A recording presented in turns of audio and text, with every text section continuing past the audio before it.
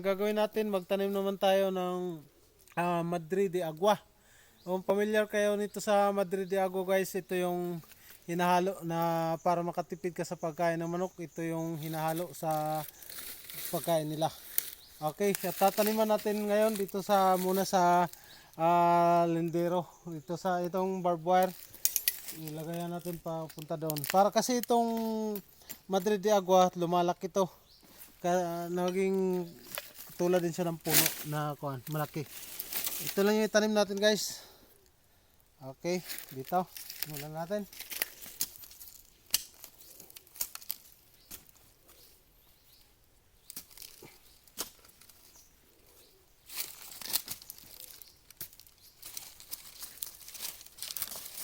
Ganyan lang simple.